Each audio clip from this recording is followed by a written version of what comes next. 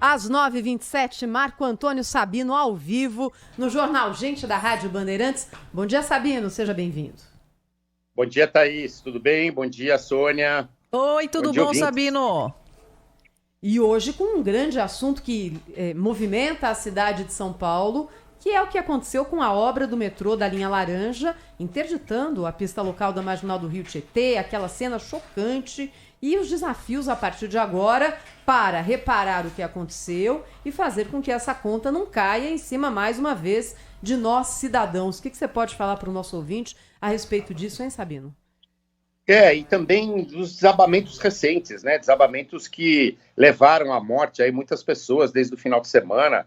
A gente já fala aí, nos últimos 4 anos, de 120 pessoas mortas em situações de deslizamento de terra e desabamentos no estado de São Paulo. Um número assustador, 120 pessoas morrerem por causa disso. Por que acontece esse tipo de tragédia?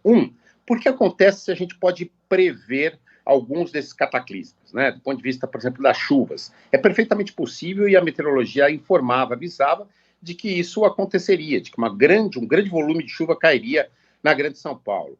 2, por que isso acontece se nós temos, sim, os governos, os níveis de governo, têm, sim, dinheiro para investir em melhores condições para essa população?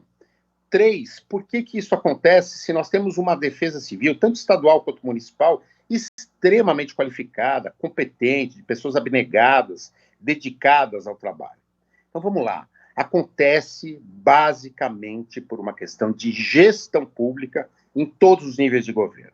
Uma questão principalmente de execução orçamentária.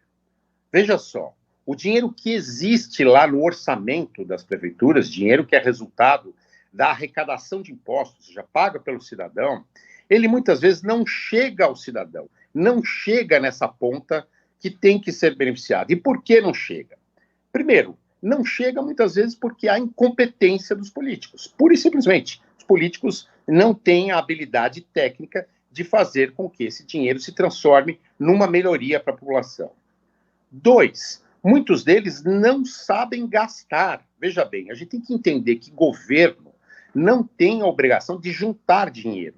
Não é indicador bom de governo ter muito dinheiro em caixa, ao contrário. Dinheiro em caixa tem que ser gasto exatamente para beneficiar a população. Economia só se faz em momento de queda de arrecadação, quando se tem que privilegiar saúde, educação, segurança pública, aquelas funções principais, prioritárias de um Estado, de um governo. Mas, no caso de caixas cheios, como que está acontecendo nesse momento no Brasil, em todos os níveis de governo, mais uma vez, é importante saber gastar. Outra coisa que acontece é não haver projetos adequados. Muitas vezes os projetos são de baixa qualidade, de longa duração. A gente vê exemplos de projetos que se arrastam aí. E metrô, por exemplo, é típico. Para construir um metrô no Brasil demora muito mais tempo do que construir metrô em qualquer lugar do mundo. Ainda, a decisão dos políticos de não se investir naquelas áreas que não dão voto. Se falava muito no passado, não se investe em saneamento, por exemplo, porque os canos estão enterrados e não dá voto. Mas a verdade é que cada vez mais os políticos querem investir o dinheiro do orçamento naquelas áreas que podem de alguma forma se transformar depois em votos, em benefício político para ele.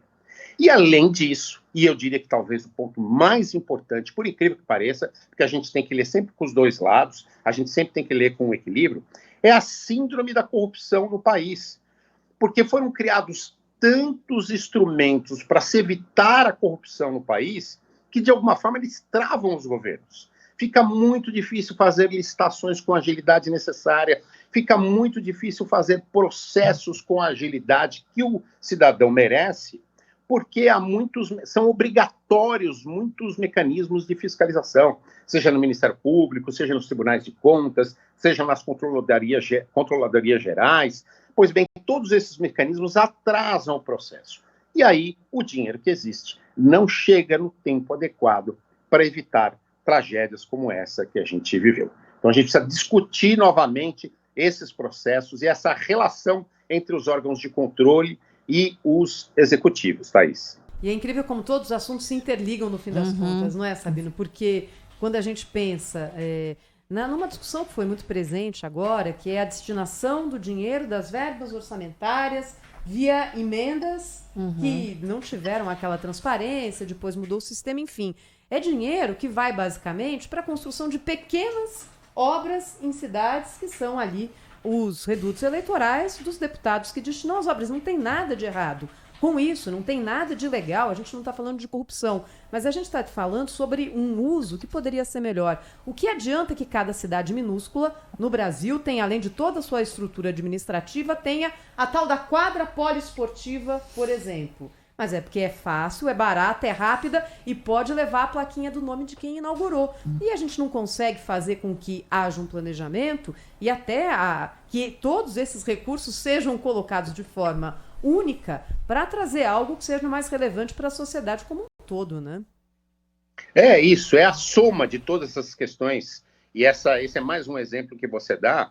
E importante, né? Essa síndrome da corrupção que o país tem, esse medo da corrupção, essa coisa que a população teoriza e que vários mecanismos foram criados para evitar, e teriam que ser criados mesmo, eu não estou criticando esses mecanismos, mas nós precisamos entender se esses mecanismos, eles também não estão travando de alguma forma as decisões governamentais, sem falar nas incompetências, nos interesses políticos, na falta de qualidade técnica de alguns quadros de governo, mas somando tudo isso é que o dinheiro acaba não chegando na ponta para se evitar tragédias como essa. Marco Antônio Sabino, colunista aqui do Jornal Gente da Rádio Bandeirantes, com olhar de repórter, também na tela da Band, todo sábado, às 9 da manhã. Já pode antecipar algum destaque do programa desse sábado, Sabino? Posso sim. Nós vamos falar bastante aí dessa questão dos deslizamentos, das áreas de risco na Grande São Paulo, por que essas coisas aconteceram. Vamos ouvir técnicos também para tentar entender esse caminho do dinheiro, se o dinheiro chegou na ponta. E ainda, sempre uma radiografia de uma subprefeitura de São Paulo, né? Dessa vez nós vamos fazer uma radiografia da subprefeitura da Lapa, insistindo sempre também no assunto moradores de rua, que foi um assunto que nós levantamos lá no Olhar de Repórter. E para encerrar, Thaís, a volta dos patinetes em São Paulo. Vai acontecer, viu? Vai acontecer, Sabino, finalmente. Vai. Você sabe que quando eu voltei aqui pro Brasil, em 2018, né? Tava já cobrindo campanha eleitoral, era uma coisa que você tinha que olhar para os dois lados, porque haja patinete, né? Principalmente na Zona Sul, na região da Faria Lima, na região da Paulista. Também fui em outras localidades, como na Zona Norte também, os patinetes em Santana, principalmente, estavam muito na moda. E um dia eles sumiram. Olhar de Repórter vai explicar tudo isso, né? Vai explicar tudo isso, por que eles sumiram e como é que eles voltam agora, inclusive mostrando como é que eles funcionam em outros países, inclusive lá na sua Paris, viu, Sônia? Lá funciona bastante, viu? É bike e patinete, são as duas coisas. É isso aí, vamos mostrar. Obrigada, Sabino. Até a próxima aqui na Rádio Bandeirantes. Beijo. Obrigado. Bom dia para vocês.